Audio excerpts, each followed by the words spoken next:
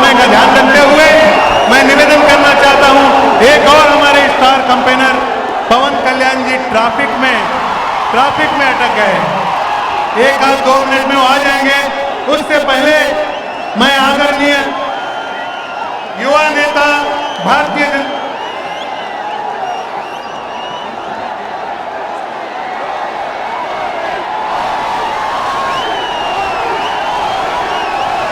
भाई नरेंद्र मोदी का पूरे तेलंगाना वासियों की ओर से, तेलुगुदेशम पार्टी की ओर से एर्राबल्ली दिवाकर राव जी स्वागत कर रहे हैं। साथ में ही भाई आर कृष्णैया जी, बंडारू दत्तात्रेय जी, हमारे प्रिय आंध्र प्रदेश के पूर्व मुख्यमंत्री नारा चंद्रबाबू नायडू जी, प्रकाश जावड़ेकर जी, सभी बीसीओ के नेता, हम सब सही के नेता आर कृष्णैया जी, आदरणीय किशन रेड्डी जी, स्वागत का कार्यक्रम पूर्ण हुआ। मैं निवेदन करना चाहता हूं, पवन कल्याण जी के यहां पहुंचने से पहले मैं निवेदन करना चाहता हूं कि आदरणीय किशन रेड्डी जी हम सभी युवाओं को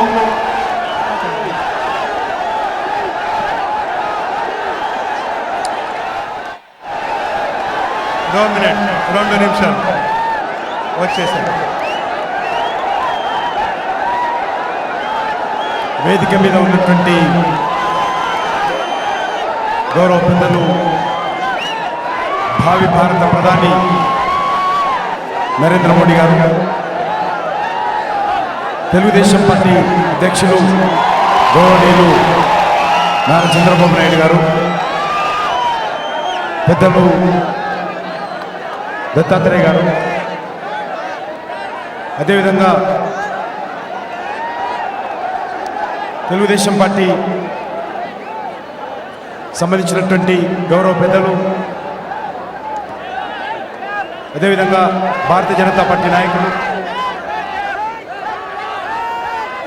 ఈరోజు నరేంద్ర మోడీ గారు మధ్యాహ్నం నుంచి నిజామాబాద్, కరీంనగర్, మహబూబ్నగర్ చేసుకొని హైదరాబాద్ నగరానికి రావడం జరిగింది। ఈరోజు జరిగినటువంటి 3 సభలు కూడా మంచి స్పందన ప్రజల నుంచి ఉంది। ఈ సభల్లో వచ్చినటువంటి ప్రతి ఒక్కరు కూడా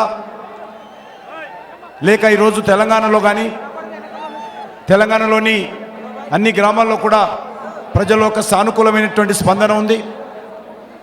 ఈరోజు దేశంలో కాంగ్రెస్ పార్టీ ప్రభుత్వం పోవాలి, కాంగ్రెస్ పార్టీ అవినీతి పాలన పోవాలి, ప్రజల నడ్డి విరిస్తున్నటువంటి అధిక ధరలతో ఈరోజు ప్రజలను ఇబ్బంది పెడుతున్నటువంటి కాంగ్రెస్ పార్టీ పోవాలి।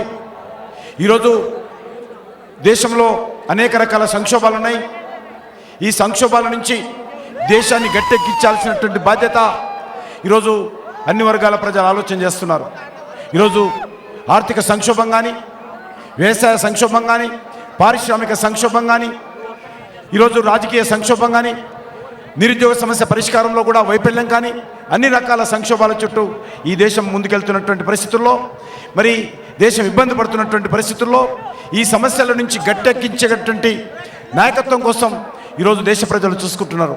ఏదైతే మార్పు కోరుకుంటున్నారో ఆ మార్పు నరేంద్ర మోడీతో వస్తుంది, ఎన్డీఏతో వస్తుంది అనేటువంటి ఆలోచన, బీజేపీతో వస్తుందనే ఆలోచన ఈ దేశంలోని అన్ని వర్గాల ప్రజలు ఆలోచన చేస్తున్నారు। ఈ ఎన్నికలు ఏవైతున్నాయో ఇవి రాజకీయ దృక్పథంతో చూడడం లేదు। ఈ ఎన్నికలు భారతదేశంలో మార్పు రావాలి, భారతదేశాన్ని రక్షించుకోవాలనే ఆలోచనతో ఈ దేశంలో ఉన్నటువంటి యువత, ముఖ్యంగా మహిళలు పెద్ద ఎత్తున ఆలోచన చేస్తున్నటువంటి పరిస్థితి ఉన్నది। గతంలో మరి అనేక రకాల పార్టీలకు ఓటేస్తుంటారు, కానీ ఈసారి మాత్రము దేశం కోసం ఓటేస్తాము, ఈసారి మాత్రం మార్పు కోసం వస్తాము, ఈసారి మాత్రము మా భవిష్యత్తు కోసం ఓటేసుకుంటాము, ఈసారి మాత్రము మా పిల్లల భవిష్యత్తు కోసం వేసుకుంటాము, మా దేశ భవిష్యత్తు కోసం వేసుకుంటాం అనేటువంటి ఆలోచన ఈరోజు దేశంలో అన్ని వర్గాల ప్రజల్లో ఉన్నది। ముఖ్యంగా నేను ఒకటే విషయం చెప్పి ముగిస్తాను। ఈరోజు మనం తెలంగాణ వచ్చిన తర్వాత ఈరోజు దేశ ప్రజల ముందున్నది, తెలంగాణ ప్రజల ముందున్నటువంటి ఏకైక సమస్య వచ్చినటువంటి తెలంగాణను ఏ రకంగా అభివృద్ధి చేసుకుంటాం అనేదే ఈరోజు తెలంగాణ ప్రజలు ముందున్నటువంటి ప్రధాన సమస్య।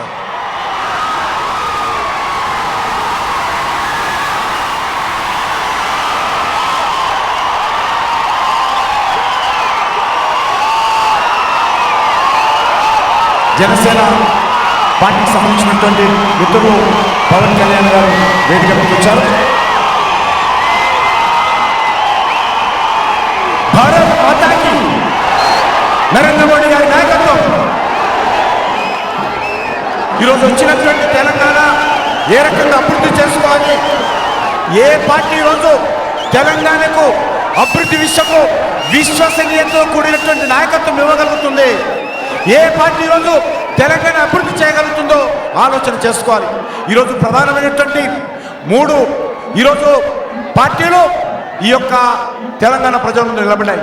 కాంగ్రెస్ పార్టీకి దేశంలో భవిష్యత్తు లేదు. కాంగ్రెస్ పార్టీ మునిగిపోతున్నటువంటి పడవ లాంటిది. ఆ పడవలో తెలంగాణ ప్రజలు ఎక్కితే మనం కూడా మునిగిపోతాము. కాబట్టి నేను తెలంగాణ ప్రజలు హెచ్చరిస్తా ఉన్నాను.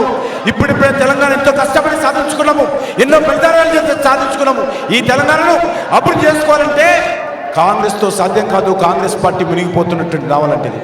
ఇక టీఆర్ఎస్ పార్టీ ఈరోజు విశ్వసనీయతతో కూడుకున్నటువంటి నాయకత్వము ఈరోజు టీఆర్ఎస్ పార్టీలో లేదు.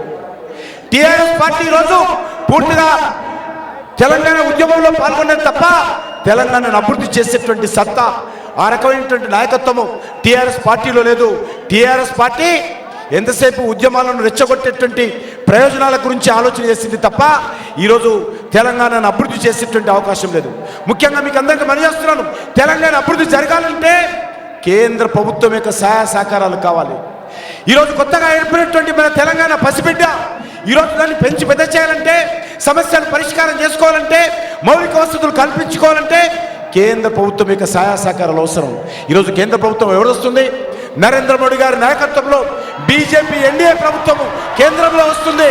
ఖచ్చితంగా ఆ ప్రభుత్వం యొక్క సహాయ సహకారాలతో తెలంగాణ అభివృద్ధి చేసుకోవాలంటే తెలంగాణ ప్రజలుగా మనము కేంద్ర ప్రభుత్వానికి మన యొక్క పార్లమెంట్ సభ్యులను, తెలంగాణ అసెంబ్లీకి శాసనసభ్యులను పంపించాల్సిన అవసరం ఉంది.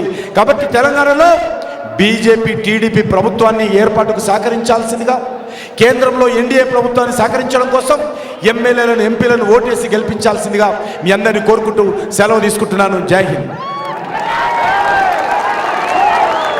ఇదిగో వచ్చేసాడు మన మధ్యన పవన్ కళ్యాణ్, పవన రూపంలో వచ్చేసాడు. మనందరం తరపున, ఈ తెలంగాణ తెలుగుదేశం తరపున, బీజేపీ తరపున, మొత్తం సౌత్ ఇండియా తరపున మరొకసారి పవన్ కళ్యాణ్ గారికి నేను స్వాగతం చేసుకుంటూ వారికి ముందు మాట్లాడవలసిందిగా రిక్వెస్ట్ చేస్తా ఉన్నాను.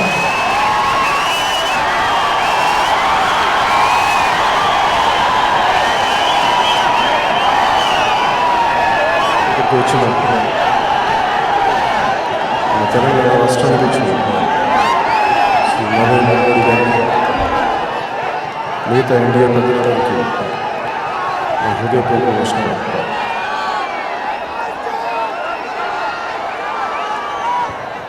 నాకు చాలా క్లుప్తంగా మాట్లాడాలనుకున్నాను. ఎక్కువసేపు మాట్లాడి నరేంద్ర మోడీ గారి టైం వేస్ట్ చేయదలుచుకోలేదు. పాకిస్తాన్ భారతదేశం నుంచి విడిపోయింది. సీమాంధ్ర, తెలంగాణ రాష్ట్రం భారతదేశంలో 2 రాష్ట్రాలకు ఏర్పడ్డాయి. ఈ రెండింటికి చాలా తేడా ఉంది. కానీ ఈ మధ్యన నాకు దేశ సమగ్రతకు భంగం కలిగించే, అది కులపరంగా కావచ్చు, మతపరంగా కావచ్చు, ప్రాంతీయ పరంగా కావచ్చు, ఏ పార్టీ అయినా కానీ, ఎవరైనా కానీ ప్రాంతీయపరమైన విద్వేషాలు రెచ్చగొడితే దానిని ఇక్కడున్న ఎన్డీఏ ప్రభుత్వాలు కానీ, ఎన్డీఏ కానీ, శ్రీ నరేంద్ర మోడీ గారు కానీ దీన్ని క్షమించడం. ఈ మధ్యన చూస్తున్నాం, ఈ మధ్యన ఒక మీటింగ్లో టీఆర్ఎస్ నాయకుడు శ్రీ చంద్రశేఖరరావు గారు మాట్లాడే విధానం బాగలేదు. ఇక్కడ ఉండొచ్చు, సీమాంధ్రులు ఉండొచ్చు, కానీ పోటీ చేసే హక్కు లేదని అంటున్నారు. చాలా తప్పది. పివి నరసింహారావు గారు సీమాంధ్రులు నంద్యాలలో పోటీ చేసే ప్రధానమంత్రి అయ్యారు. ఆ విషయం మర్చిపోకండి. అలాగే ఇందిరాగాంధీ గారు మెదక్ జిల్లా నుంచి కూడా పోటీ చేశారు. అది మర్చిపోకండి. ఇది భారతదేశం. ప్రతి ఒక్కరికి ఎక్కడైనా నివసించే హక్కు ఉంది, పోటీ చేసే హక్కు ఉంది. దీనిని మీరు రెచ్చగొట్టే మాట మాట్లాడకండి. దేశ సమగ్రతను పాటు చేయకండి. మీరు ఇలా పిచ్చి పిచ్చి కోతలకు వస్తే చూస్తూ ఊరుకునే వాళ్ళు ఇక్కడ ఎవరు లేరు ఈ దేశం.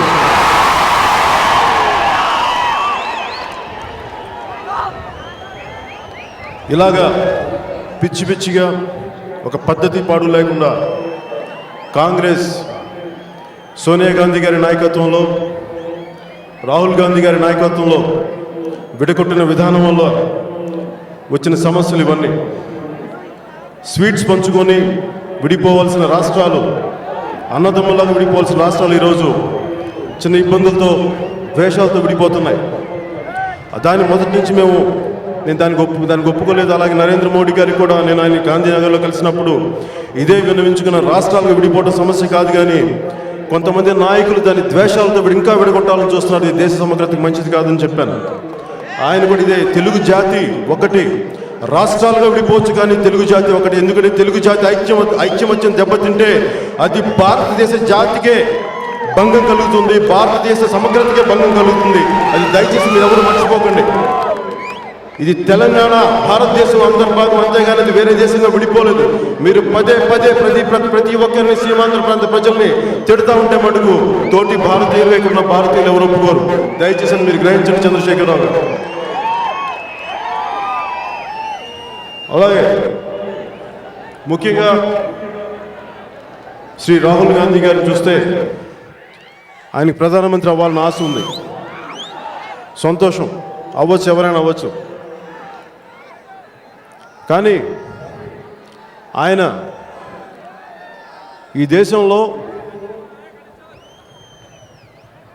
ఒక క్రికెట్ ఆడాలంటే జోనల్స్ ఆడాలి, చిన్న అండర్ 19 ఆడాలి, అండర్ 14 ఆడాలి, 21 ఆడాలి. తర్వాత అన్ని కుదిరితే జోనల్స్ ఆడి రంజీలకు ఫైనల్, అప్పుడు ఫైనల్గా 12 మంది జట్టులో ఉన్న సభ్యత్వం వస్తుంది. కానీ 120 కోట్ల మంది ఉన్న జనాభాకి, భారతదేశ జనాభాకి ప్రధానమంత్రి కావాలంటే ఇవన్నీ అవసరం లేదనుకున్నారేమో శ్రీ రాహుల్ గాంధీ గారు. అది ఆయన పద్ధతి. ఒక ఐఏఎస్ కావాలన్నా, ఐపీఎస్ కావాలన్నా మనకు అన్నీ కావాలి, అన్ని పరీక్షలు పాస్ అవ్వాలి. కానీ ప్రధానమంత్రిగా అవ్వాలంటే మటుకు కేవలం కుటుంబ వారసత్వం ఉంటే చాలు. ఇందిరాగాంధీ గారి ఇంట్లో పుడితే గాంధీ గారి చివరి పేరు వస్తుంది, కానీ ఇందిరాగాంధీ గారి అనుభవం రాదు. అది రాహుల్ గాంధీ గారు తెలుసుకోవాలి. అలాగే శ్రీ నరేంద్ర మోడీ గారు దశాబ్దాలుగా రాజకీయ అనుభవం ఉండి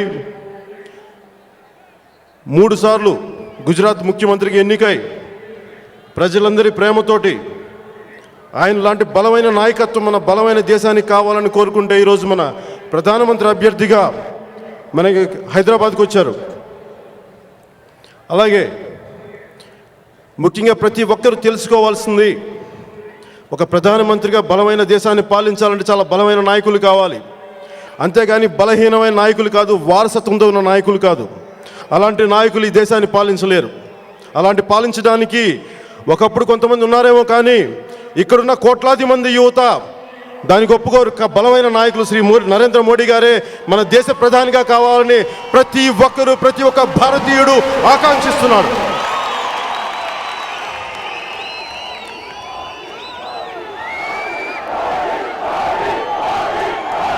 అలాగే గత 10 ఏళ్ళుగా యూపీఏ పాలన ఉంది. గ్యాస్ రేట్ల దగ్గర నుంచి 30 సార్లు రేట్లు పెంచారు. పెట్రోల్, డీజిల్, ఎన్నో రేట్లు కరెంట్ ఛార్జీలు పెంచారు. నిత్యావసర వస్తువులు పెరిగిపోతున్నాయి. ఈ నిన్నే చూస్తున్నాను, మా అమ్మ వాళ్ళ ఇంట్లో ఆవిడ తెగ బాధపడుతుంది, రేట్లు పెరిగిపోయినాయి అని చెప్పి. ఆవిడ కొడుకు ఒకటి, నేను, ఇంకొకరు కేంద్ర మంత్రిగా కూడా చేశారు. ఆవిడే ఆ స్థాయిలో బాధపడుతుంది.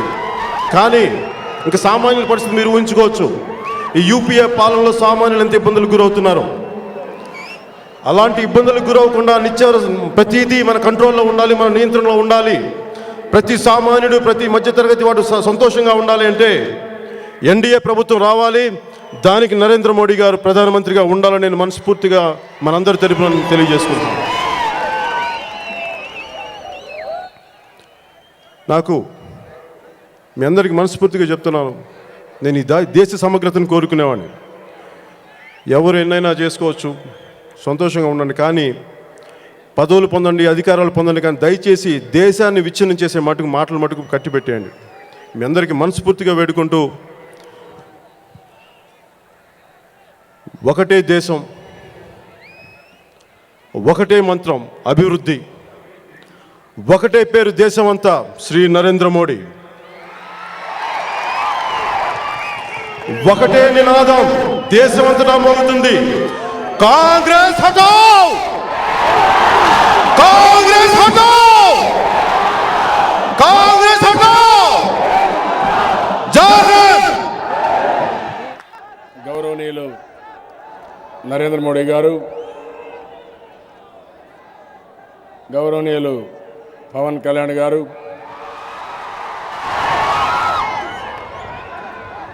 వేదిక పైన ఉన్నటువంటి తెలుగుదేశం పార్టీ, బీజేపీ నాయకులు, ఈరోజు ఈ ఎన్నికల కార్యక్రమానికి చేసిన సోదరీమణులందరికీ నా నమస్కారాలు, అభినందనలు, శుభాభినందనలు.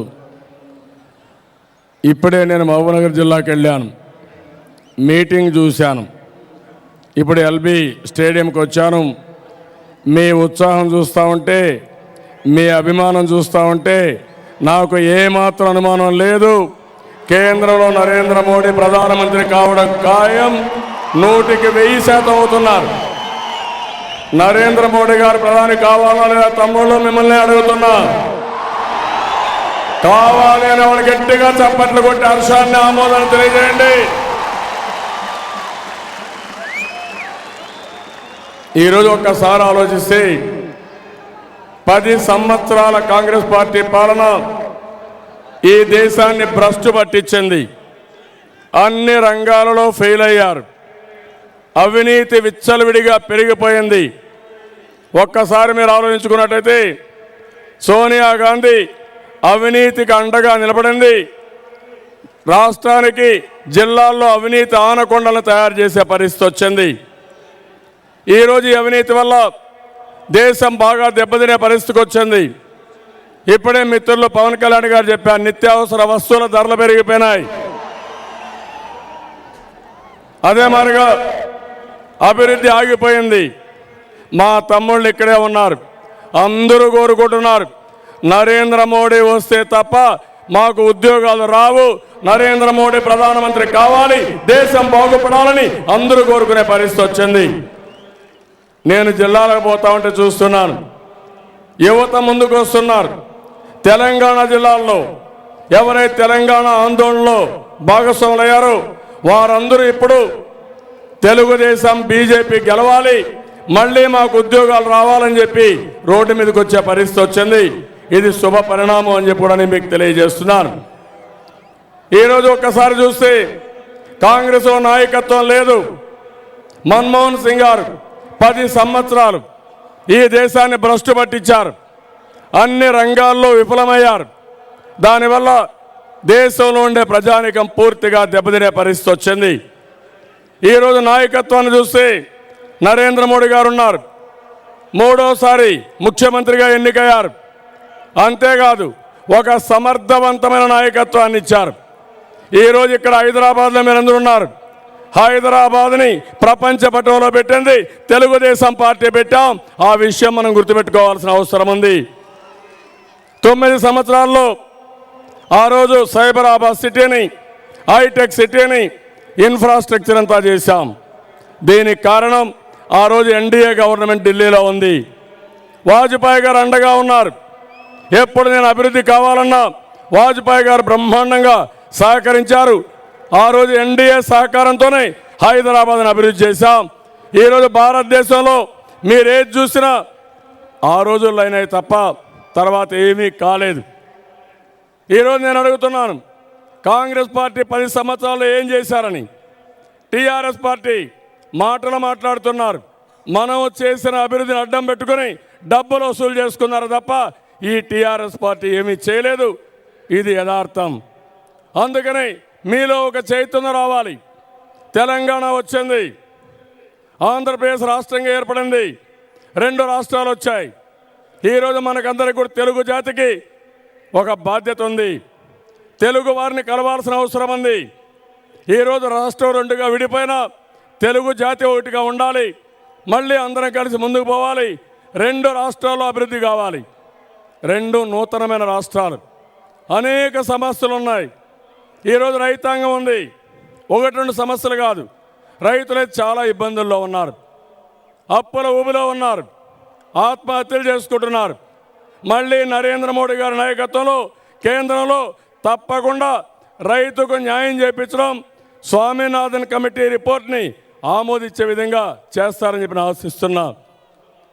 వ్యవసాయం గిట్టుబాటు కావాలి, లాభసాటి కావాలి. ఇది జరగాలంటే ఎన్డీఏ ప్రభుత్వం తప్ప వేరే ప్రభుత్వం వల్ల కాదు. ఇది మీరందరూ గుర్తుపెట్టుకోవాల్సిన అవసరం ఉంది. నేను కూడా చెప్పాను, కొన్ని హామీలు ఇచ్చాను. ఈరోజు మీరు చూస్తే హైదరాబాద్లో తెలుగుదేశం పార్టీ ఆ రోజు ఎన్డీఏ ఆధ్వర్యంలో చేసిన అభివృద్ధి వల్ల ఆదాయం పెరిగింది, సంపద సృష్టించబడింది. తెలంగాణ రాష్ట్రానికి ఈరోజు సర్ప్లస్ బడ్జెట్ వచ్చిందంటే అది తెలుగుదేశం పార్టీ చేసిన కృషి, ఎన్డీఏ సహకారం. ఈరోజు మనం ఆలోచించాల్సింది, తెలంగాణ రాష్ట్రం వచ్చిన తర్వాత ఈ ప్రాంతాన్ని అభివృద్ధి చేయాలి. ఎవరైతే అభివృద్ధి చేస్తారో మీరు ఒక్కసారి ఆలోచించండి. నాకు అనుమానం లేదు, 100% నరేంద్ర మోడీ గారు ప్రధానమంత్రి అవుతున్నాడు. దీంట్లో ఎవరికి అనుమానమే లేదు. ఏం తమ్ముడు, ఎవరికైనా అనుమానం ఉందా?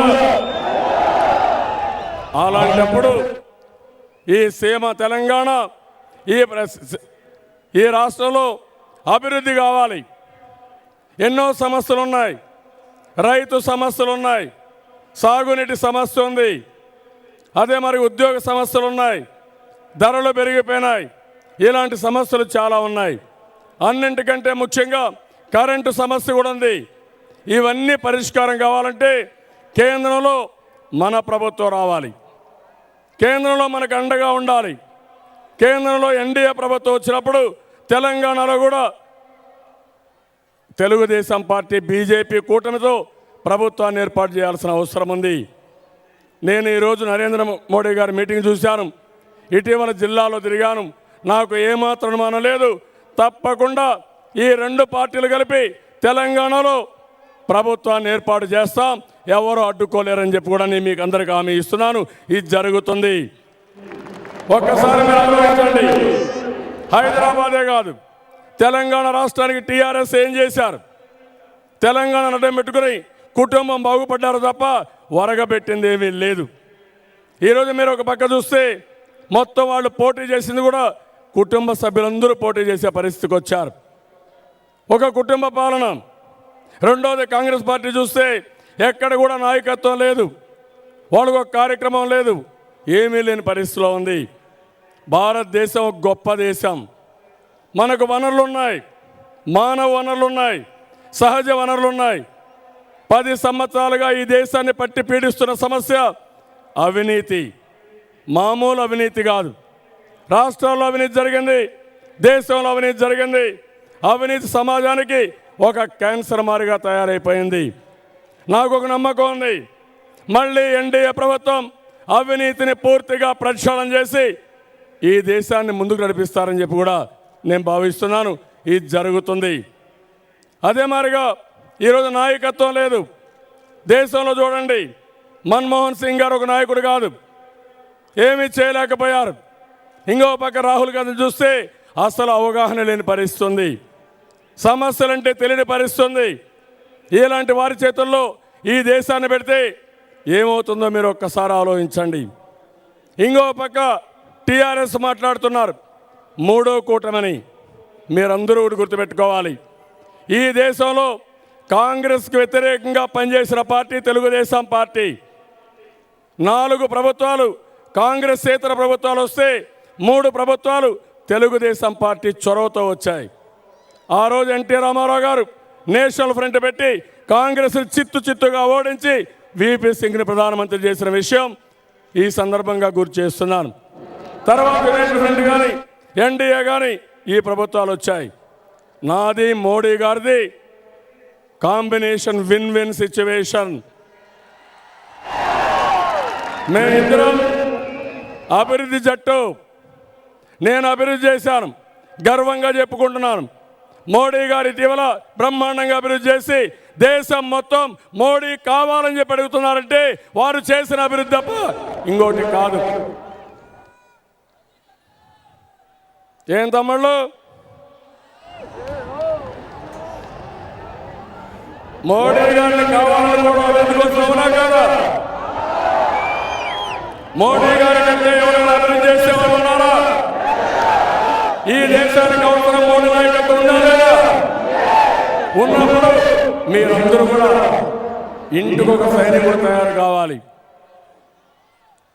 ఇంకొక వారం రోజులే ఉంది తెలంగాణలో ఎన్నికలు, 15 రోజులు ఉంది సీమాంధ్రలో ఎన్నికలు. నేను మిమ్మల్ని అందరినీ ఒకటే కోరుతున్నా, మళ్ళీ మోడీ నాయకత్వంలో భారతదేశాన్ని ప్రపంచ పట్టణంలో పెట్టడం కాదు, అమెరికాకు చైనాకు ధీటుగా అభివృద్ధి చేస్తారు. అది జరుగుతుందని చెప్పి కూడా నేను మీకు తెలియజేస్తున్నాను. మన పిల్లలకు ఉద్యోగాలు కావాలన్నా, పేదరికం పోవాలన్నా, సుపరిపాలన కావాలన్నా, సమర్థవంతమైన పాలన కావాలన్నా ఇవి జరగాలంటే ఎన్డీఏ రావాలి. ఈరోజు చూడండి, మోడీ గారు ఒక మాట అన్నారు, నేను ఛాయ్ వాలా టీ అమ్ముకుంటాను, దేశాన్ని అమ్మనని చెప్పిన వ్యక్తి గర్వంగా ఒక మోడీ గారు. ఈరోజు నేను కూడా ఒక రైతు బిడ్డగా పుట్టాను. అవసరమైతే మళ్ళీ వ్యవసాయం చేసుకుంటాను తప్ప అవినీతికి పాల్పడే సమస్య లేదు, దేశాన్ని నమ్మే సమస్య లేదు. అందుకని నా మీద కూడా చాలా ప్రయత్నాలు చేశారు కాంగ్రెస్ పార్టీ. 35 సార్లు కోర్టుకు వెళ్ళారు, 25 సార్లు ఎన్క్వైరీ చేశారు. నేను ఒకే మాట చెప్పాను, దిక్కున్నది ఇక్కడ చెప్పుకోండి, నేనేం తప్పు చేయలేదు, నిప్పుమారుగా బతికాను, ఏం చేస్తారో చేయమన్నాను. మోడీ గారి పైన కూడా కాంగ్రెస్ పార్టీ అదే ప్రయోగం చేశారు. అన్ని విధాల మోడీ గారిని దెబ్బతీయాలని అనేక ఎంక్వైరీలు వేసి ఈరోజు ఆయన అప్రతిష్ట పాలు చేయాలనుకున్నారు.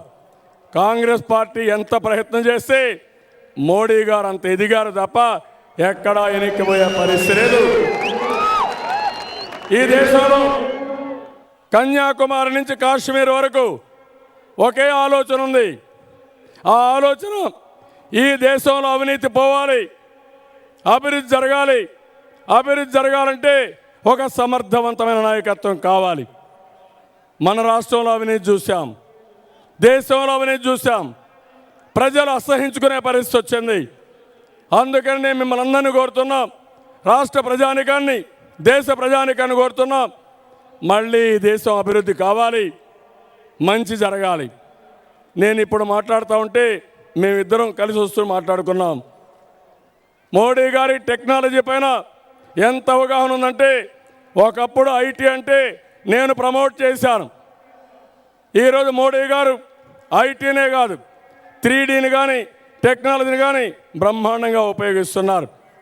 ఇవి దేశ ప్రయోజనాల కోసం ఉపయోగపడతాయి, భారతదేశ ప్రయోజనం కోసం ఉపయోగపడుతుంది. మా ఆలోచన ఒకటి, ఈ దేశంలో పేదరికం పోవాలి, రైతు ఆనందంగా ఉండాలి, అభివృద్ధి జరగాలి, ఆదాయం పెరగాలి, సంపద సృష్టించాలి. తిరిగి ఆ డబ్బులు పేదరిక నిర్మూలన ఖర్చు పెట్టాలి తప్ప దొంగలు దోచుకోవడానికి వీలు లేదు.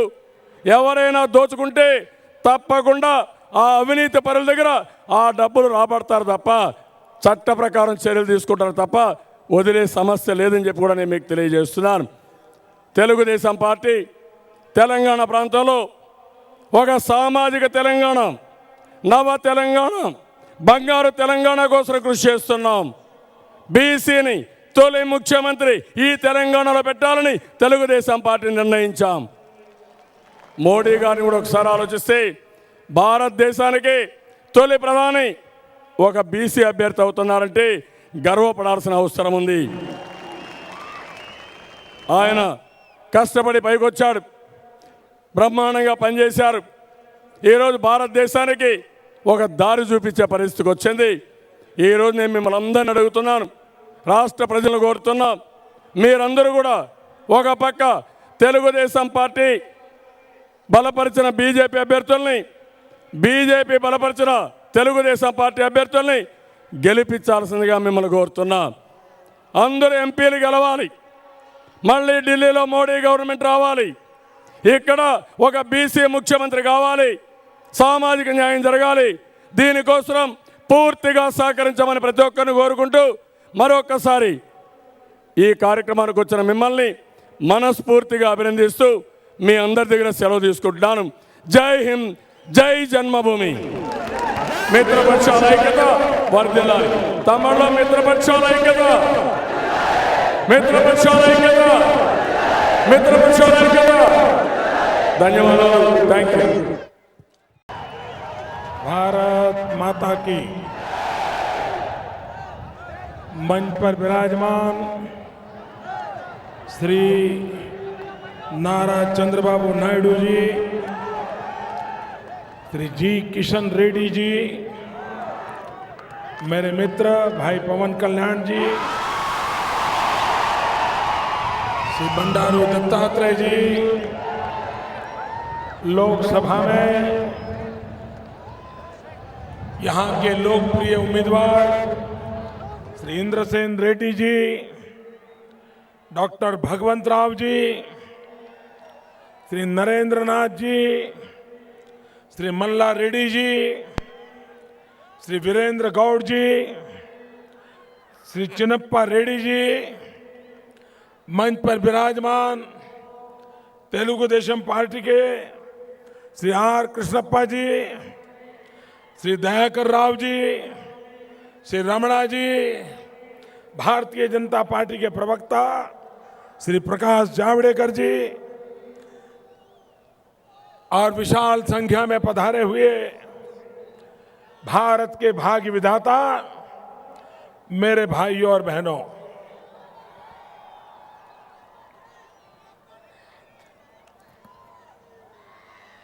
चुनाव तो आते हैं जाते हैं, बहुत चुनाव आए, लेकिन ये पहला चुनाव ऐसा है जो राजनीतिक दल चुनाव नहीं लड़ रहे हैं। ये पहला चुनाव ऐसा है जो उम्मीदवार नहीं लड़ रहे हैं। मैं अनुभव कर रहा हूं, पूरा हिंदुस्तान 125 करोड़ देशवासी अपने अरमानों की लड़ाई लड़ रहे हैं। ये चुनाव देश की जनता लड़ रही है। जब चुनाव घोषित हुए तब मैंने कहा था ये आंधी है आंधी, लेकिन जैसे जैसे मतदान निकट आ रहा है मैं कहता हूं ये आंधी नहीं, ये सुनामी चल रही है, सुनामी। कांग्रेस पार्टी और उसके साथी दल, उनके बचने की कोई संभावना नहीं है भाइयों। जो देश के पॉलिटिकल पंडित इन दिनों एयर कंडीशन कमरे में बैठ करके हिसाब किताब लगा रहे हैं कि किसका 1% स्विंग कहां हुआ है, दूसरे का 2% स्विंग कहां हुआ है, किसका स्विंग ऊपर जा रहा है, किसका स्विंग नीचे जा रहा है। ये पॉलिटिकल पंडित, मेरी उनसे प्रार्थना है ये आपके सारे हिसाब किताब बेकार जाने वाले हैं, क्योंकि आपके लिए ये चुनाव अंकगणित है, अरिथमेटिक है। 125 करोड़ देशवासियों के लिए ये उनके मन की केमिस्ट्री का चुनाव है। ये चुनाव अरिथमेटिक का नहीं है, ये चुनाव केमिस्ट्री का है। पवन कल्याण, मोदी और बाबू 3 बैठे हैं तो आपको लगेगा 1 + 1 + 3 हुए, वो अरिथमेटिक है, लेकिन ये केमिस्ट्री है, ये 111 होती है। ये 1+1+1 3 नहीं है, ये 3 खड़े हैं 111 हो जाता है। और इसलिए सारे पॉलिटिकल पंडित ये जो हिसाब किताब लगा रहे हैं, वो हिसाब किताब सही निकलने वाला नहीं है। भाइयों बहनों, मैं हिंदुस्तान में भ्रमण कर रहा हूं। हिंदुस्तान के हर जिले में पहुंचने की कोशिश की है। देश के कोटि कोटि जनों के दर्शन किए हैं, उनके आशीर्वाद लिए हैं, और आज हैदराबाद की धरती पर आपके आशीर्वाद लेने के लिए आया हूं।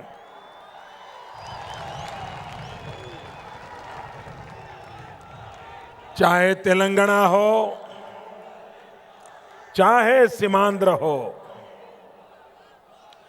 दुनिया में बसने वाला हर तेलुगु भाषी को मैं आज एक प्रार्थना करने के लिए आया हूं। वो दुनिया के किसी भी कोने में रहने वाला मेरा तेलुगु भाषी कोई भी भाई होगा, कोई भी बहन होगी, मैं उसे प्रार्थना करने आया हूं। आप राजनीति पर सोचने से पहले चुनाव में मतदान करने से पहले एक पल भर के लिए सोच लीजिए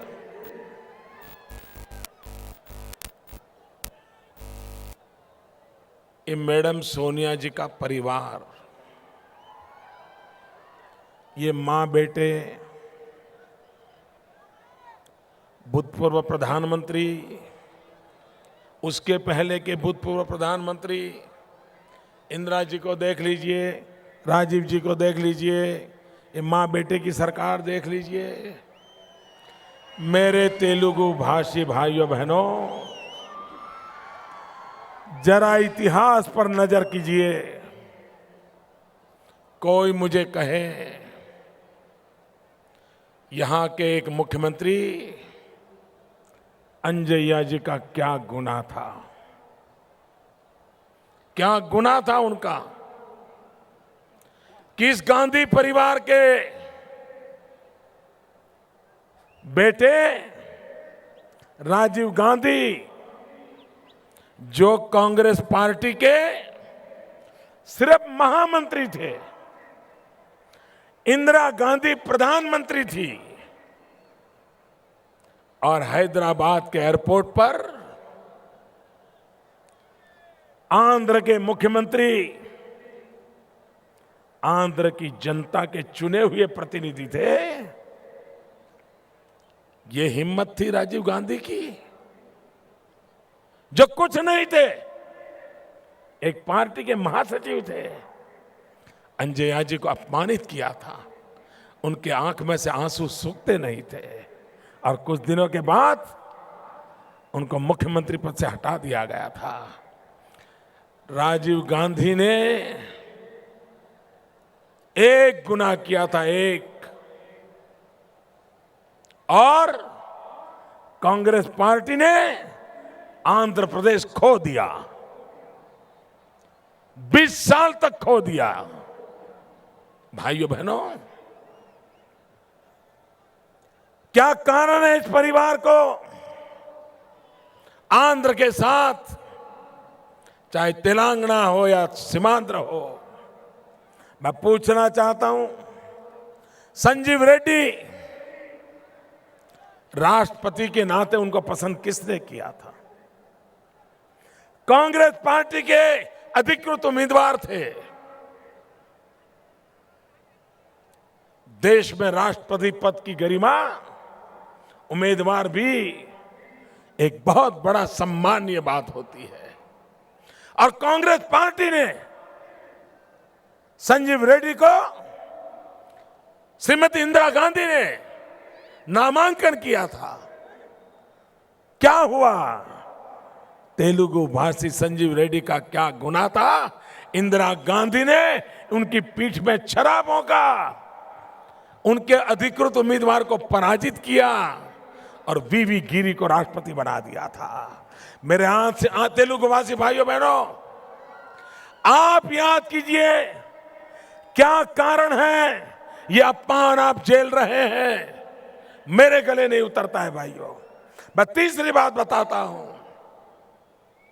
नरसिम्हा राव देश के सफल प्रधानमंत्रियों में उनका नाम इतिहास को लिखना पड़ेगा। वे कांग्रेस में थे, लेकिन ये परिवार उनको पहचान नहीं पाया। मैं हैरान हूं भाइयों बहनों। कांग्रेस पार्टी के प्रधानमंत्री नरसिम्हा राव देश में राजीव गांधी के नाम पर हजारों योजनाएं हैं, इंदिरा गांधी के नाम पर हजारों योजनाएं हैं। नरसिम्हा राव भी तो उनकी पार्टी के प्रधानमंत्री थे। उनके नाम से एक योजना कोई रख नहीं सकता, और कोई रखता है तो कांग्रेस में उसकी छुट्टी हो जाती है। भाइयों बहनों, इतना ही नहीं, जब नरसिम्हा राव की पुण्यतिथि आती है, जन्म जयंती आती है, ये गांधी परिवार का कोई उन्हें फूल चढ़ाने के लिए भी जाता नहीं है। क्या कारण है कि तेलुगु भाषी लोगों के साथ, आंध्र के लोगों के साथ इस परिवार का क्या दुश्मनी है, मेरे दिमाग में नहीं बैठता है। भाइयों बहनों, मैं कभी कभी सोचता हूं, अगर सरदार वल्लभ भाई पटेल न होते तो। मेरे हैदराबाद के भाइयों, एक पल के लिए सोचिए, सरदार वल्लभ भाई पटेल न होते तो हैदराबाद जाने के लिए वीजा लेना पड़ता, वीजा लेना पड़ता। हैदराबाद हिंदुस्तान में न होता।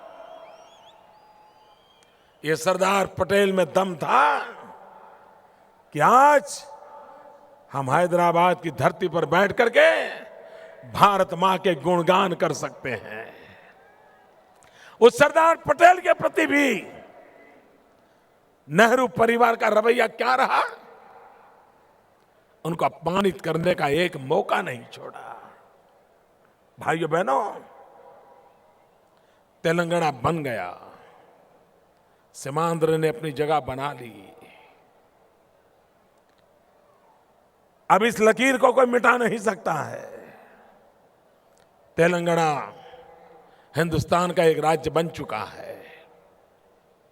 लेकिन भाइयों बहनों, नक्शे पर लकीर दोन करके तेलंगाना बनाने वालों ने, सीमांध्र बनाने वालों ने एक पल भी सोचा है इन दो राज्यों का भविष्य क्या होगा?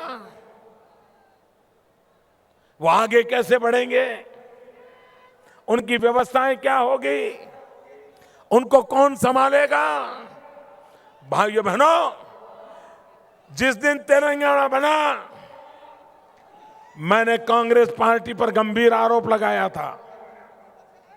हम भारतीय जनता पार्टी के लोग तेलंगाना बनाने के लिए लड़ाई लड़े हैं। हम भाजपा के लोग ने लाठियां खाई हैं, हम भाजपा के लोग जेल में गए हैं, हमारे कई साथियों शहीद हुए हैं। हमारा तेलंगाना के प्रति कमिटमेंट था। लेकिन भाइयों बहनों, जिस प्रकार से पार्लियामेंट में खेल खेला गया, जिस प्रकार से तेलुगु भावनाओं को ठोकरें मारी गई, ये तरीके से हम सहमत नहीं हैं। और इसलिए मेरे भाइयों बहनों, उस दिन मैंने कहा था कि कांग्रेस पार्टी ऐसे कैसे डॉक्टर है जिसने बेटे को तो जन्म दिया लेकिन मां को मौत के घाट उतार दिया। भाइयों बहनों, तेलंगाना तो बना, लेकिन तेलुगु स्पिरिट, इसको गहरा घाव कांग्रेस पार्टी ने लगाया है। और मैं बताता हूं भाइयों, मैं इस विषय में निराश था। मैं बाबू से भी बात करता था कि तेलंगाना बने, सीमांध्र बने, लेकिन तेलुगु स्पिरिट को चोट नहीं पहुंचनी चाहिए। ये तेलुगु स्पिरिट है, वो हमें चलने की ताकत देगा। लेकिन एक दिन पवन कल्याण से मिलना हुआ, मैंने उसकी आंखों में सपने देखे। तेलुगु स्पिरिट के लिए उनका कमिटमेंट देखा और वो दुखी थे। उनको चिंता थी मेरे तेलुगु भाषी नौजवान भटक न जाए, गलत रास्ते पर न चले जाए। मुझे सीमांध्र का भी भला करना है, मुझे तेलंगाना का भी भला करना है, हमारा इलाका बर्बाद न हो जाए। मोदी जी कुछ कीजिए। भाइयों बहनों, सीमांध्र में और तेलंगाना में ऐसे लाखों पवन कल्याण है जिनके भरोसे मुझे तेलंगाना का भी भविष्य उज्जवल लगता है, सीमांध्र का भी भविष्य उज्जवल लगता है। लेकिन भाइयों बहनों, क्या आप तेलंगाना जिन्होंने दिया, ये जो दावा करते हैं, उन्होंने आपके साथ क्या किया है? भाइयों बहनों,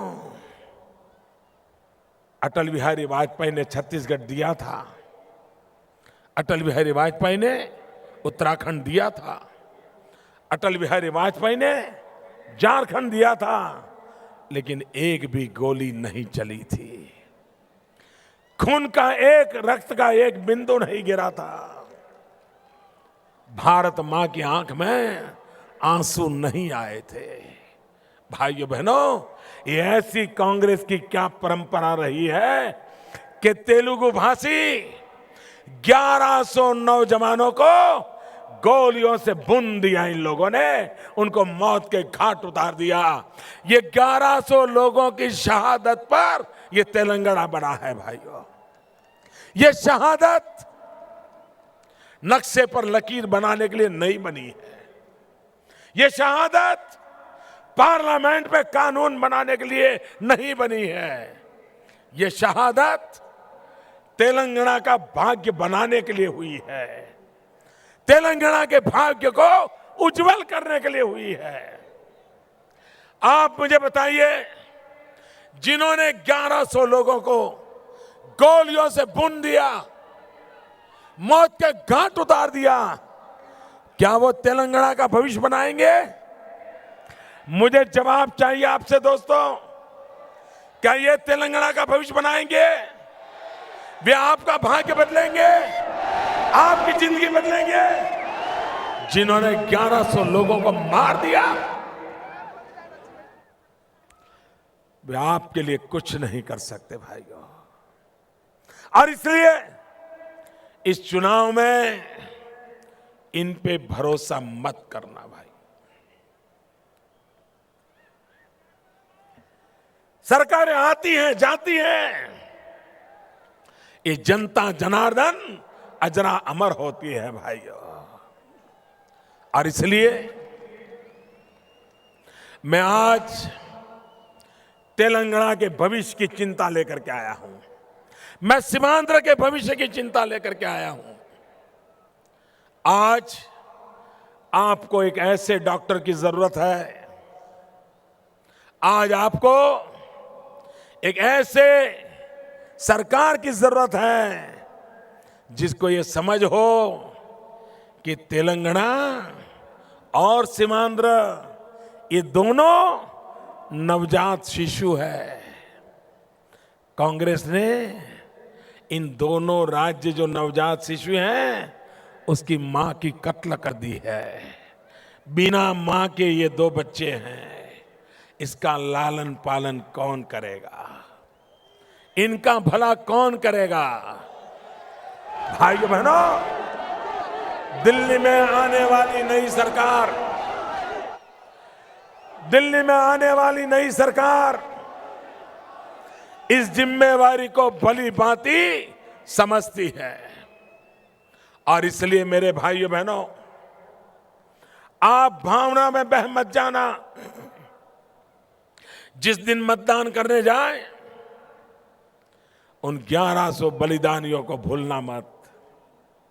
जब मतदान करने जाए, तब उन कांग्रेस के खूनी पंजे को भी याद करना, जिसने गोलियां चलाई थी और 1100 लोग शहीद हुए थे। ये बात कभी भूलना मत भाइयों। और तब जाकर के आपकी आत्मा की आवाज आपको जहां पर बटन दबाने के लिए कहे, बटन दबा देना। अगर आप मुझे अवसर देंगे आपकी सेवा करने का, तो मैं जो 60 साल में आपको नहीं मिला है, 60 महीने में दे के रखूंगा।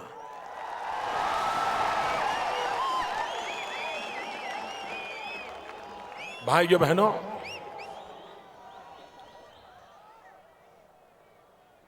हम इस देश को ऐसे ही रहने देंगे क्या? हम लोग ऐसे ही जिंदगी गुजारा करेंगे क्या? ठीक है, बारिश आई तो पानी मिला, ठीक है, ट्रेन आई तो जाएंगे, ठीक है, बस मिली तो बैठेंगे, ठीक है, एग्जाम देंगे, पास होंगे तो होंगे। ऐसे जीना है क्या? ऐसे मरते हुए जीना है क्या? क्या देश बदलना नहीं है क्या? भाग्य बदलना नहीं है क्या? जीवन बदलना नहीं है क्या? सपने सजाने के नहीं सजाने हैं? और इसलिए भाइयों बहनों, मेरा साफ मत है, इस देश को बदलना होगा दोस्तों। आज हमारी समस्याओं की जड़ क्या है? आज हमारी समस्याओं की जड़ है बैड गवर्नेंस। भाइयों बहनों, सरकार पे रत्ती पर किसी का भरोसा है भाई? आपका सरकार पे भरोसा है? हालत तो ये है, आप किसी को मोबाइल फोन पे एसएमएस करते हो या व्हाट्सएप करते हो, बाद में फोन करके पूछते हो कि मेरा एसएमएस मिला? करते हो नहीं करते हो? क्यों? भरोसा नहीं है। एसएमएस किया तो उसको पहुंचा होगा, फिर फोन करके पूछते हो मैंने एसएमएस किया था, मिला क्या? भाइयों बहनों, बेटा घर से जाता है, उसको अगर यहां से बेंगलोर जाना है तो मां रास्ते में 10 बार फोन करके पूछती है बेटा पहुंच गया क्या? क्यों? भरोसा नहीं है। बेटी शाम को स्कूल से आती है तो मां बेचैन होती है कि देर क्यों हुई, बच्ची पहुंची क्यों नहीं। मां परेशान रहती है। क्यों? भरोसा टूट चुका है। भाइयों बहनों, कोई देश, कोई समाज, कोई व्यवस्था भरोसे के बिना नहीं चल सकती है। और इसलिए देश में भरोसा लाना है, हमें एक मजबूत सरकार चाहिए। भाइयों बहनों, भाइयों बहनों,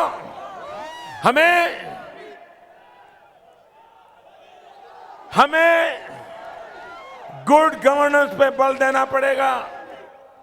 आप कितना ही बढ़िया कंप्यूटर लाए हो, बहुत बढ़िया आईपैड लाए हो, लेटेस्ट मॉडल का लाए हो, अपने जीवन की महत्वपूर्ण सारी बातें उसमें लोड कर दी हो, और अगर वायरस आ जाए तो कितना ही महंगा कंप्यूटर होगा, आईपैड होगा, कुछ काम आएगा क्या? पुराना सारा खजाना उसमें डाला होगा, बचेगा क्या? जैसे कंप्यूटर में एक वायरस आपकी सारी चीजों को चूर चूर कर देता है, वैसे बैड गवर्नेंस पूरी शासन व्यवस्था को तबाह कर देता है, जनता जनार्दन के सपनों को तबाह कर देता है। और इसलिए भाइयों बहनों, और यहां पढ़े लिखे नौजवान हैं, यही तो हैदराबाद है। चंद्रबाबू के प्रयासों से, अटल बिहारी वाजपेयी के जमाने की सरकार के कारण पूरे दुनिया में हैदराबाद को लोग पहचानने लग गए थे। उसका लोहा मनवाना गया था। आज क्या करके रख दिया इन्होंने। भाइयों बहनों, 21वीं सदी के हिंदुस्तान में क्या हम सपना नहीं दे सकते? क्या डिजिटल इंडिया ये हमारा सपना होना चाहिए कि नहीं होना चाहिए? मोबाइल गवर्नेंस, उस दिशा में हमें चलना चाहिए कि नहीं चलना चाहिए? भाइयों बहनों, वक्त बदल चुका है। टेक्नोलॉजी का जमाना जीवन में मदद कर सकता है। अकेली टेक्नोलॉजी से जीने का मैं पक्षकार नहीं हूं, लेकिन दुनिया की बराबरी करनी है तो हमने डिजिटल इंडिया का सपना देखना पड़ेगा। हम दुनिया में पीछे नहीं रह सकते। भाइयों बहनों, 10 साल मां बेटे की सरकार रही, 10 साल यहां कांग्रेस की सरकार रही। लूट सके तो लूट, कुछ बाकी रखा है भाई, कुछ बाकी रखा है। और भाइयों बहनों, सीबीआई का उपयोग भी करप्शन के लिए नहीं किया गया, राजनीतिक कारणों से किया गया। भाइयों बहनों, आप मानते हैं कि हिंदुस्तान में भ्रष्टाचार है? मैं जरा पूछता हूं, जवाब दीजिए। आप मानते हैं हिंदुस्तान में भ्रष्टाचार है? आप मानते हैं इन चोर लुटेरों ने गरीब से लूटा है? आप मानते हैं इन्होंने विदेशों में धन रखा है? आप मानते हैं काले धन के भंडार है? मानते हैं ना? ये काला धन वापस आना चाहिए कि नहीं आना चाहिए? जरा पूरी ताकत से काला धन आना चाहिए कि नहीं आना चाहिए? पाई पाई वापस आनी चाहिए कि नहीं आनी चाहिए? ये गरीब का माल वापस आना चाहिए कि नहीं आना चाहिए? कमाल हो यार, आप तो सबके सब हाथ बांट रहे हो। आप सबके सब हाँ कह रहे हो, कोई ना ही नहीं कह रहे हो। आप हाँ इसलिए कह रहे हो क्योंकि आपका एक भी रुपया नहीं है, आपका विदेश की बैंकों में एक पैसा नहीं है, तो आपको हाँ कहने में क्या जाता है? ना कौन कहता है? ना कौन कहता है? ना कौन कहता है? ना कौन कहता है?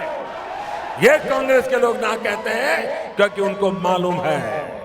भाइयों बहनों, आज सुप्रीम कोर्ट ने दिल्ली सरकार को डंडा मारा है। सुप्रीम कोर्ट ने उनको कहा था कि काला धन वापस लाने के लिए एक स्पेशल इन्वेस्टिगेशन टीम बनाई है।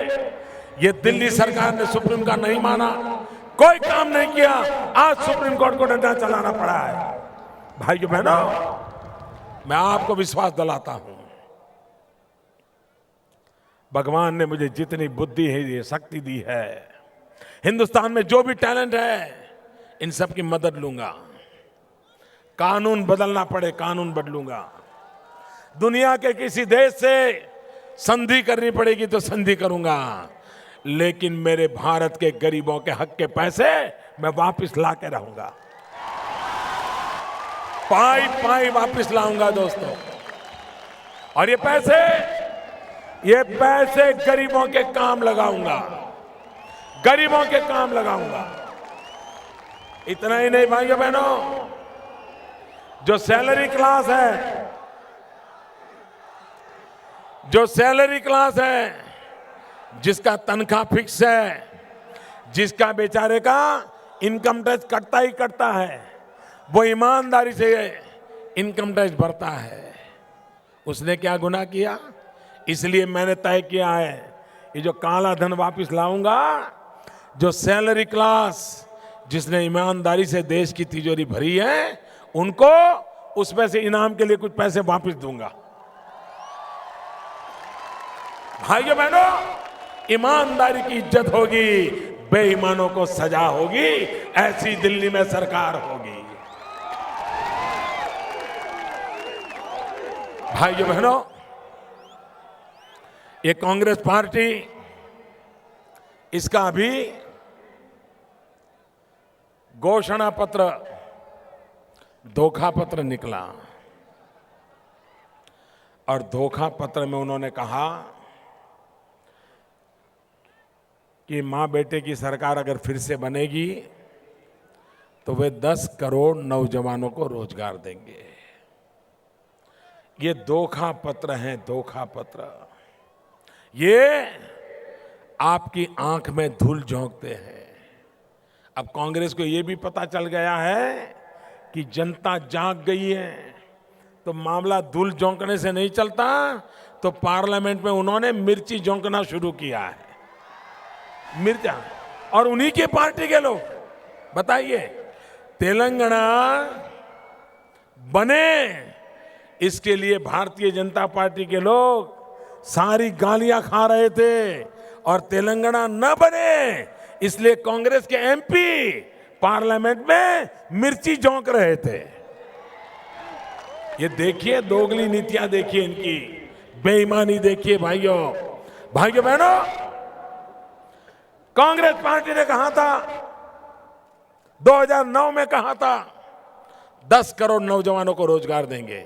मैं जरा पूछना चाहता हूं, आप में से कोई है जिसको दिल्ली सरकार ने रोजगार दिया हो? पूरी ताकत से जवाब दो मुझे। आप में से कोई है जिसको दिल्ली सरकार ने रोजगार दिया हो? आपके परिवार में किसी को मिला है? आपके यार दोस्तों को मिला है? आपके अड़ोस पड़ोस में मिला है? ये धोखा है कि नहीं है? आपके साथ वादा तोड़ा कि नहीं तोड़ा? जिन्होंने आपसे वादा तोड़ा उनसे आप नाता तोड़ोगे कि नहीं तोड़ोगे? भाइयों बहनों, अटल बिहारी वाजपेयी को 6 साल सरकार चलाने का अवसर मिला। अटल जी ने 6 साल में 6.5 करोड़ नौजवानों को रोजगार दिया, और ये मां बेटे की सरकार 10 साल से बैठी है, सिर्फ 125 करोड़ लोगों को रोजगार दिया। सिर्फ 125 करोड़, अरे 1.25 करोड़, सिर्फ 1.25 करोड़ लोगों को रोजगार दिया। 1 करोड़ 25 लाख लोगों को रोजगार दिया। अटल बिहारी वाजपेयी ने 6 करोड़ 40 लाख लोगों को रोजगार दिया था। भाइयों बहनों, और ये कितने मोटी चमड़ी के लोग हैं, इनकी हिम्मत देखिए। आपकी आंख में मिर्ची झोंकने की उनकी ताकत देखिए। इस बार भी चुनावी मैनिफेस्टो में, उनके धोखा पत्र में फिर दावा किया है कि हम 10 करोड़ को रोजगार देंगे। आपको भरोसा है? झूठी बातों पे भरोसा है? झूठे नेताओं पे भरोसा है? झूठे वादों पे भरोसा है? झूठे काम पे भरोसा है? भाइयों बहनों, ये जनता की आंख में मिर्ची झोंकने में लगे हुए हैं। इनसे भारत का भाग्य नहीं बदलेगा। भाइयों बहनों, हमारा सपना है देश के कोटि कोटि नौजवानों को रोजगार का अवसर मिलना चाहिए, विकास होना चाहिए। सारी समस्याओं का समाधान एक ही जड़ी बूटी है, उस जड़ी बूटी का नाम है विकास, डेवलपमेंट। भाइयों बहनों, हमारा देश डेवलपमेंट किए बिना बर्बाद हो जाएगा। वोट बैंक की राजनीति से नेताओं की कुर्सी तो बची रहेगी, लेकिन देश नहीं बचेगा। देश बचेगा विकास से। मेरे भाइयों बहनों, मैं 18 से 28 साल की उम्र के नौजवानों से आज विशेष बात करना चाहता हूं। 18 से 28 के नौजवान, मैं आज सीधी सीधी चर्चा आपसे करना चाहता हूं। मैं तेलंगाना के 18 से 28 से बात करना चाहता हूं। मैं सीमांध्र के 18 से 28 से बात करना चाहता हूं। मैं पूरे हिंदुस्तान के 18 से 28 की उम्र के नौजवानों से बात करना चाहता हूं। आप राजनीति को भूल जाइए, भाजपा को भूल जाइए, टीडीपी को भूल जाइए, मोदी को भूल जाइए। पल भर के लिए खुद का सोचिए, आपका अपना सोचिए और मेरी बातों को समझने की कोशिश कीजिए। विद्यार्थी के जीवन में सबसे महत्वपूर्ण समय होता है 12 प्लस की एग्जाम, 12th की एग्जाम, +2 वाली। +2 की एग्जाम विद्यार्थी के जीवन में सबसे महत्वपूर्ण होती है। अगर 12th में 12वीं की एग्जाम में गड़बड़ हो गई तो उसकी पूरी जिंदगी गड़बड़ हो जाती है। अगर 12th में अच्छे मार्क्स आ गए तो फिर उसकी जिंदगी के सारे दरवाजे खुल जाते हैं। डॉक्टर बनेगा, इंजीनियर बनेगा, प्रोफेसर बनेगा, वकील बनेगा, आईएएस अफसर बनेगा, आईपीएस अफसर बनेगा, जो भी बनना है। महत्व की जगह होती है 12वीं की परीक्षा। ठीक है कि नहीं भाइयों? सही बात है ना? आपने भी जब 12वीं की एग्जाम दी होगी, पूरे परिवार में तनाव रहा होगा।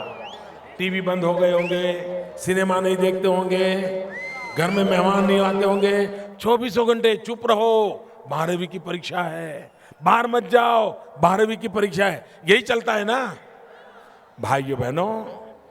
जैसे विद्यार्थी के जीवन में 12वीं की परीक्षा का महत्व है, वैसे ही इंसान की जिंदगी में हर व्यक्ति, यहां बैठे हुए हम सब, इंसान की जिंदगी में 18 से 28 की उम्र ये सबसे महत्वपूर्ण होती है। आपकी जिंदगी के सारे फैसले 18 से 28 के समय में होते हैं। आपकी कैरियर 18 से 28 में आप चुनते हैं। आप कहां जाएंगे, कैसे जाएंगे, उसके सारे फैसले 18 से 28 एज ग्रुप में होता है। उसके बाद तो उस नींव पर जिंदगी चलती रहती है। 18 से 28 का एक गोल्डन पीरियड है। उसमें अगर एक दिन भी खराब हो गया ना तो आपकी जिंदगी को बहुत बड़ा घाटा होता है। कोई 75 साल की उम्र का व्यक्ति हो, उसकी जिंदगी में 5 साल बिगड़ जाए कोई फर्क नहीं पड़ता। कोई रिटायर्ड हो गए इंसान हो, 60 साल की उम्र में 1-2 साल इधर उधर हो जाए कोई फर्क नहीं पड़ता। लेकिन 18 से 28 की उम्र के नौजवान में 5 दिन भी इधर उधर हो जाए उसकी पूरी जिंदगी का चक्र बदल जाता है। और इसलिए मेरे भाइयों बहनों, मेरे 18 से 28 के नौजवान, गंभीरता से मेरे सवाल को समझना। आप सोचिए, 18 से 28 के इस समय में अगर दिल्ली में निकम्मी सरकार आ गई तो आपकी तो जिंदगी बर्बाद हो जाएगी कि नहीं हो जाएगी? जरा जवाब दीजिए, आपकी जिंदगी बर्बाद होगी कि नहीं होगी? अगर निकम्मी सरकार आई 5 साल के लिए, आपके लिए कुछ बचेगा क्या? आपकी तो पूरी जिंदगी तबाह हो जाएगी। और इसलिए नौजवानों, आप खुद के लिए सोचिए, आपके अपने भविष्य के लिए दिल्ली में मजबूत सरकार होना जरूरी है। आपने अपने जीवन के लिए दिल्ली में काम करने वाली सरकार होना जरूरी है। आपके सपनों को साकार करने के लिए तेलंगाना में भी आपके अनुकूल सरकार चाहिए, सीमांध्र में आपके अनुकूल सरकार चाहिए, दिल्ली में भी आपके अनुकूल सरकार चाहिए। अगर ये 5 साल गए तो 18 से 28 वाले का तो सब लूट जाएगा। और इसलिए मैं कहने आया हूं, भाइयों बहनों, इस उम्र में आपकी जिंदगी बर्बाद नहीं होनी चाहिए। आप मुझे बताइए भाइयों, दिल्ली में कैसी सरकार चाहिए?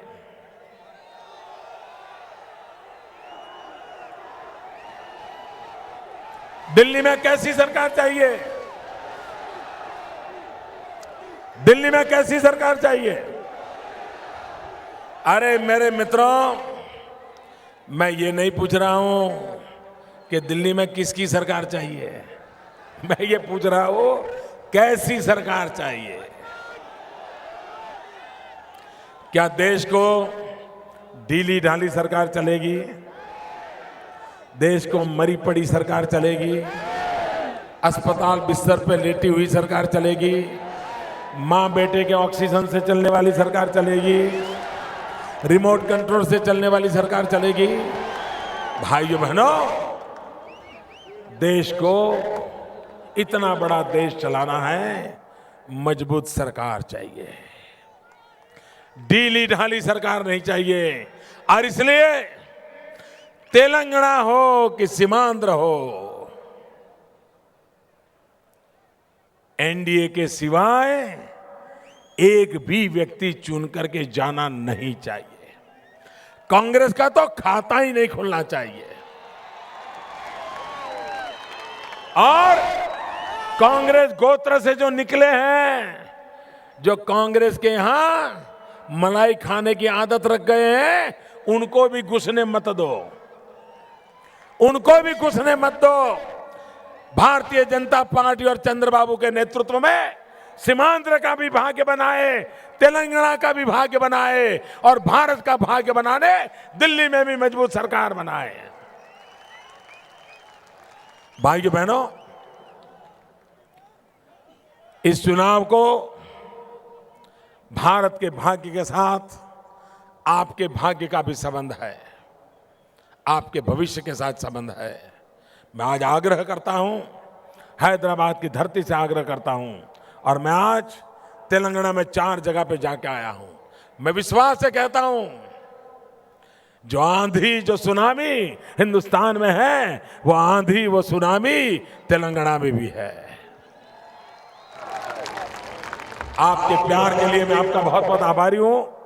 भाई पवन कल्याण ने शक्ति जोटी है, उनका भी मैं बहुत आभारी हूं। और चंद्रबाबू और भारतीय जनता पार्टी आपके सपनों को साकार करेगी।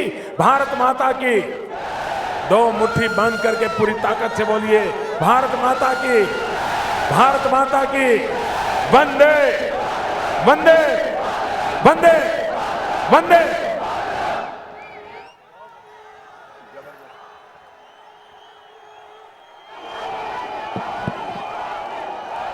రెండు ఆల్బమ్స్, ఆడియో వీడియో ఆల్బమ్స్ రూపొందించడం జరిగింది. ఒకటి ఇందులో ప్రముఖ పాప్ సింగర్ స్మిత గారు ఒక ఆల్బమ్ వేకప్ ఇండియా మోడీ ఆగయా అనేటువంటి హిందీ ఆల్బమ్ ఆ యొక్క క్యాసెట్ ఇస్తారు.